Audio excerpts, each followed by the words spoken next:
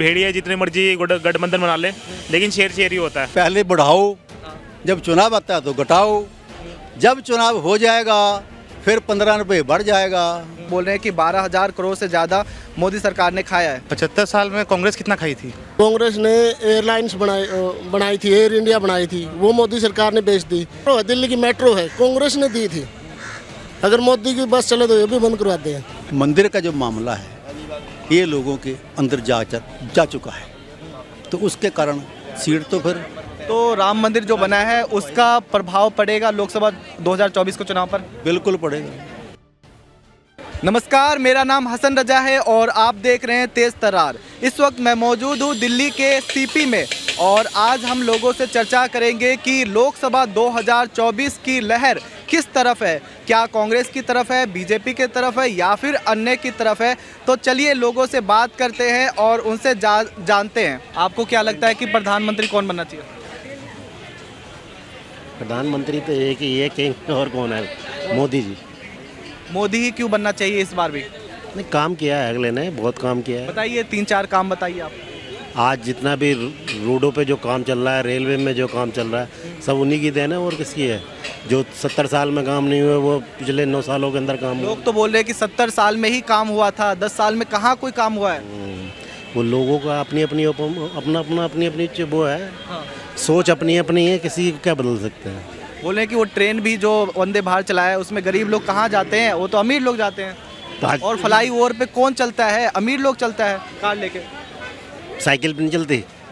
Cycle नहीं चलती। बस ये बोले कि साइकिल वालों के लिए तो अलग से रोड ही नहीं बनाया, दूसरे देश में तो रोड होता है। दूसरे देश से तुलना हिंदुस्तान की नहीं कर सकते ना। वहाँ की जनसंख्या कितनी है और देशों की? आज हिंदुस्तान की जनसंख्या 140 करोड़ से भी पार हो गई है, तो फिर उसकी आप उससे कंपेयर नहीं कर सकते ना। तो 10 साल के कार्यकाल से आप खुश हैं क्या? बिल्कुल, एकदम। तो इस बार प्रधानमंत्री मोदी जी ही बनेंगे और कोई नहीं बन रहा। उनके अपोजिट में कोई भी नहीं है, उन जैसा कोई भी नहीं है। क्या क्या काम किया है आपके लिए वो? आई कैन से मतलब मेरे लिए ही नहीं, पूरे देश के लिए काम किए हैं। इनफैक्ट इंडिया की इकॉनमी भी बहुत हद तक इम्प्रूव हुई है और उनके और बेटर प्लान्स हैं इंडिया को लेके, and I think he is working really good in that sense. आप दिल्ली से हैं? जी, दिल्ली से। तो केजरीवाल जी ने 1,000 रुपये दिया है महिलाओं को, तो उसके बारे में आप कितना खुश हैं? अभी तो वो सितंबर या अक्टूबर से लागू होगा, अभी तो सिर्फ बोला है, तो अभी देखते हैं वो मिलेगा भी कि नहीं मिलेगा, उसकी क्या गारंटी है ना। तो मोदी सरकार में ऐसा कहा जा रहा है कि बहुत ज़्यादा महंगाई है, बेरोज़गारी है, तो इस पर आपका क्या कहना है? ऑब्वियस सी बात है, महंगाई है, बेरोज़गारी है, बट या government is really working very hard in that sense to cover the inflation and unemployment. चुनावी माहौल जो है वो एडवर्टाइजमेंट के ऊपर झुका हुआ है। आपके जो चैनल हैं वो सिर्फ एक बात बता रहे हैं कि सारा देश सुखी हो गया है, जबकि ऐसा है नहीं। आप यहाँ कनाट प्लेस देखते हो, पालिका बाजार देखते हो, चांदनी चौक देखते हो, लेकिन आप मेरे साथ चलिए, बिहार चलिए, आंध्र प्रदेश चलिए, हिमाचल चलिए, गाँव की हालत वैसी के वैसी है। कोई फ़र्क नहीं पड़ा है, केवल दिखाया जा रहा है चैनलों में। मोदी सरकार तो बोल रही है, मोदी सरकार बोल रही है कि फ्लाई ओवर बनाया है, हाईवे बनाया है, नए ट्रेन बनाया है। This is the routine work. ये तो हमेशा से चलते आए हैं। जब से अंग्रेज यहाँ आए तब से पुल बनना शुरू हुआ, सड़क बनना शुरू हुआ, ग्रीन रेवोल्यूशन आया, तो ये डेवलपमेंट कब से बंद हुई है? ये तो हमेशा चलती रही है। सरकार तो बोल रही है कि जो 70 सालों में नहीं हुआ है वो 10 सालों में हुआ है। सरकार को यही बोलना होता है, इसी का नाम होता है सरकार। सरकार की ड्यूटी है कि हम जो करता है बढ़िया करता है, हम कभी कोई गलत काम नहीं करता। सरकार ने थोड़ी बोलना कि हम नहीं करते हैं, वो तो विपक्ष ने बोलना है।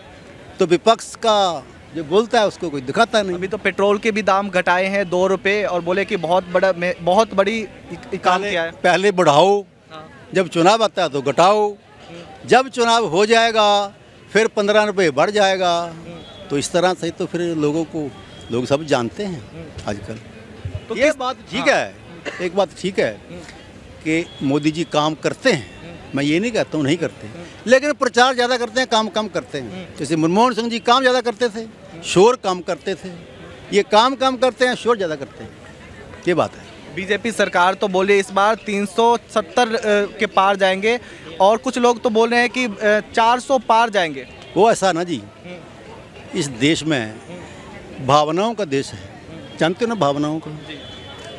अभी मंदिर बना, सारा हिंदुस्तान उसके साथ जुड़ा हुआ है, सुबह सब लोग भगवान की पूजा करते हैं। तो ये बड़े लेवल पर जो है मंदिर का जो मामला है ये लोगों के अंदर जा चुका है, तो उसके कारण सीट तो फिर तो राम मंदिर जो बना है उसका प्रभाव पड़ेगा लोकसभा 2024 के चुनाव पर? बिल्कुल पड़ेगा, मंदिर का प्रभाव बिल्कुल पड़ेगा, क्योंकि हमारे देश की परिस्थितियाँ कुछ ऐसी हैं, इनको कहीं भी मोड़ा जा सकता है। अच्छा, आप प्रधानमंत्री के रूप में इस बार किसे देखते हैं? मैं तो नहीं किसी को देखता हूँ, सब एक जैसे होते हैं। तो किसे कोई ना कोई तो बनेगा प्रधानमंत्री। आप किसको वोट देना चाहते हैं? मैं दे दूंगा वोट, कांग्रेस को दूंगा। ठीक है, आप बताइए लोकसभा 2024 के चुनाव का रुख किसके तरफ है? जी बिल्कुल, ऑफ कोर्स बीजेपी।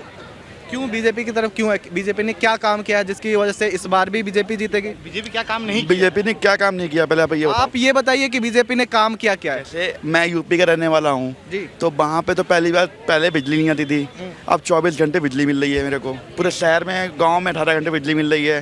पहले रोड्स नहीं अच्छी थी, अब हर जगह सबको कनेक्ट कर दिया है national highway plus express way से।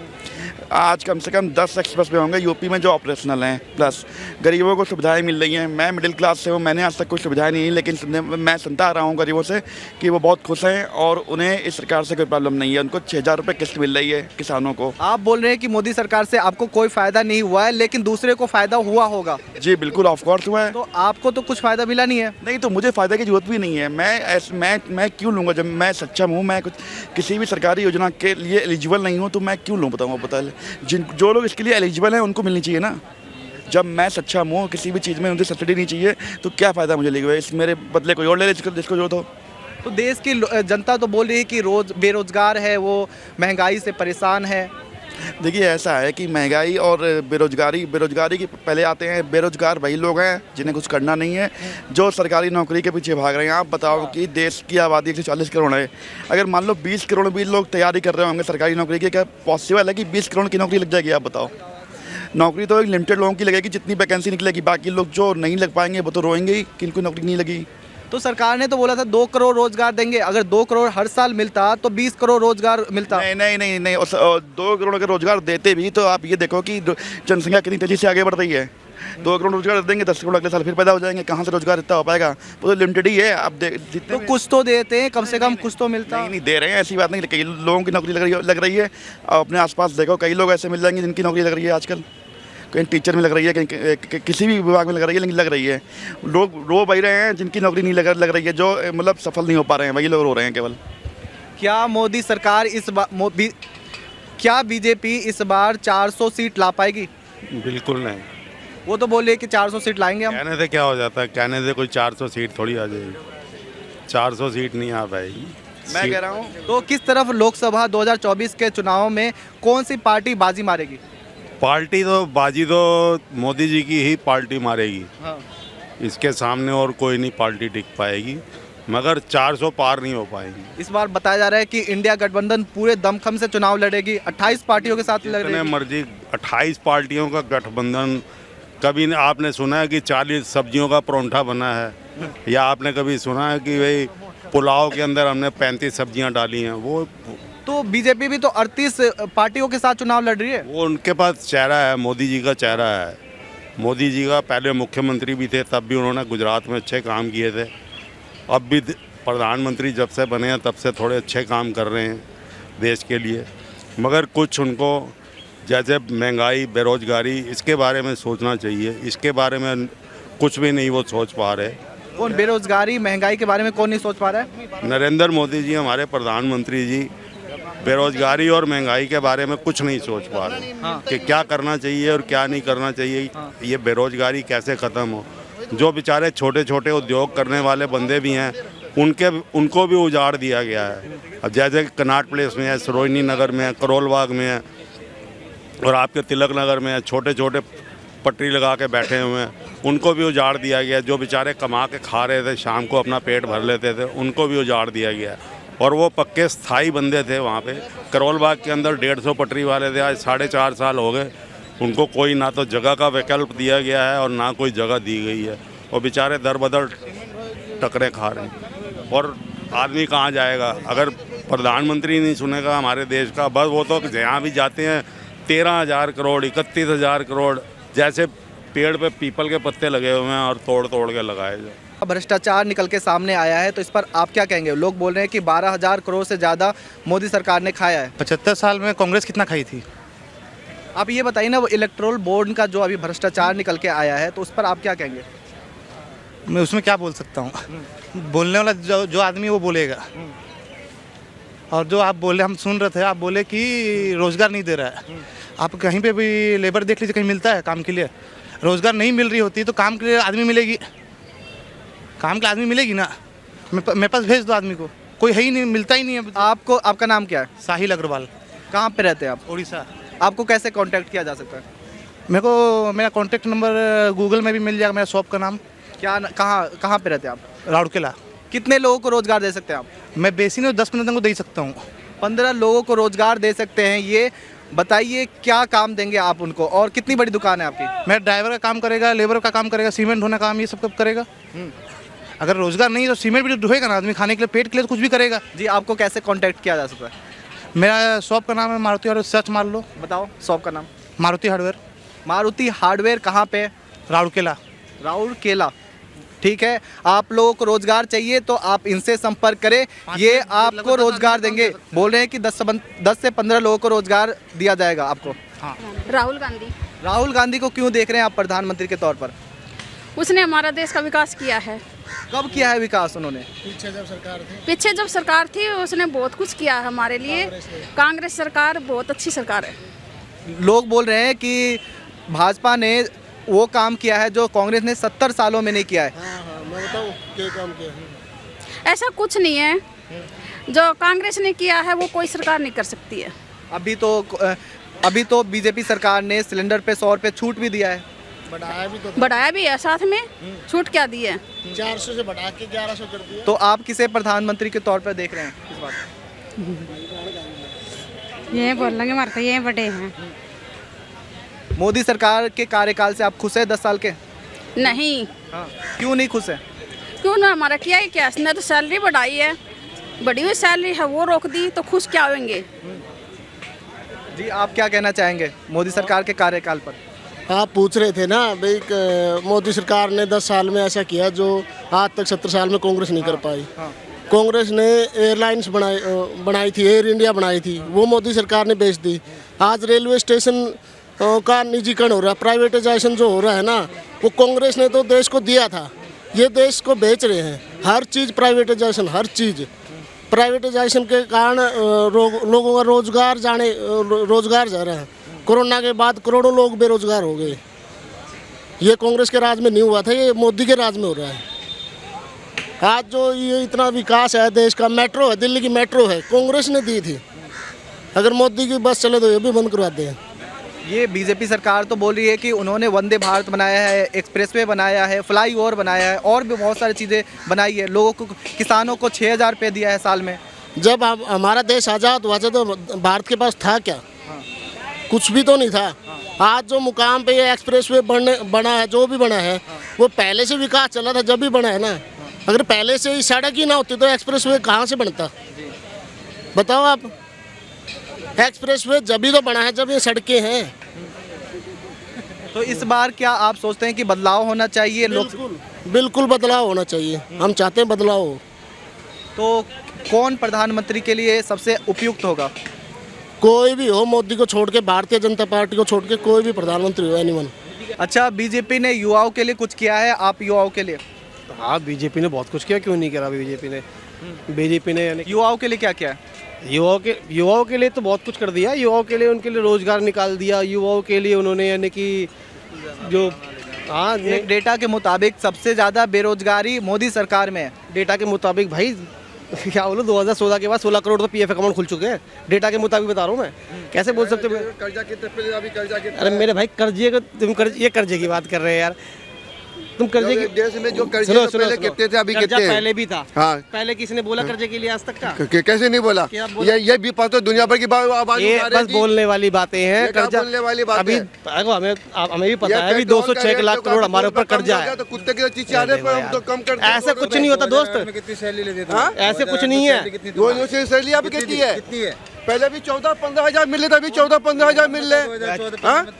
कैसे नहीं मैं मिल रही बताता है? हूँ 2000 अरे क्या बात कर रहे हो तुम? ऐसी बात कर रहे हो? 2008 के अंदर जो सैलरी मिल रही प्राइवेट कंपनी में 6200 मिल रही थी, ठीक है ना। हम बताते हैं आपको 4-4.5 हजार 6200 यही सैलरी हुआ करती थी। और आज के टाइम पे 18 से 22 हजार तक की सैलरी एक एजेंट लेवल तक की लग जाती है। प्राइवेट नौकरी की बता रहा हूँ मैं आपको। सरकारी नौकरी तो आपको भी पता होगा, पहले टीचरों का क्या हाल वो करते हैं, और आज के टाइम पे टीचरों की सैलरी कितनी है? 60 से 80 हजार रुपए तीसरी की कुत्ते के सरकारी नौकरी। अरे मेरे भाई देखो, लोग बोल रहे हैं कि जो पेट्रोल 40 रुपए 50 रुपए का मिलता था वो अब 100 रुपए का मिल रहा है। अरे भाई बहुत बड़ी गनीमत है कि 40-50 रुपए का पेट्रोल में सिर्फ और सिर्फ 20-40 रुपए का बढ़ोतरी हुई है। नहीं तो ये मुझे एक कोई देश बता दो जो इंडिया से सस्ता हो आज के टाइम पे। बिल्कुल सही बात। पाकिस्तान में भी महंगाई देखो कहाँ पहुंच गई। आटा तो 300 रुपए किलो है वहाँ पे, कोई गाड़ी लोगे तो 32 लाख रुपए की तो ऑल्टो है वहाँ पे।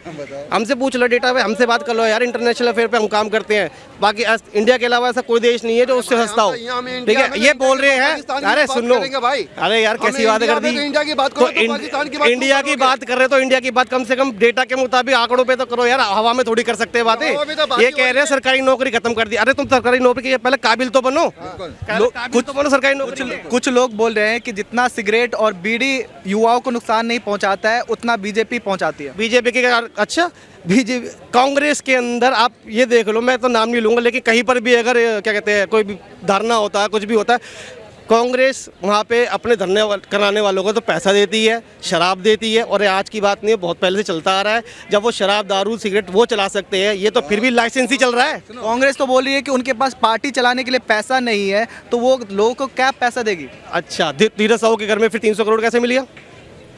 अच्छा, पैसा ही नहीं है तो धीरज साहू के घर में 300 करोड़ से ज़्यादा कैसे छापा लग गया? तो इनके हर एक कार्यकर्ता के ऊपर यानी कि इतने सारे केसेस लगे हुए, ईडी पीछे पड़ी हुई है। क्यों लगी हुई है? क्योंकि इनके पास मिला है। नहीं मिला होता तो फिर सारे के सारे फिर पीछे क्यों पड़ते?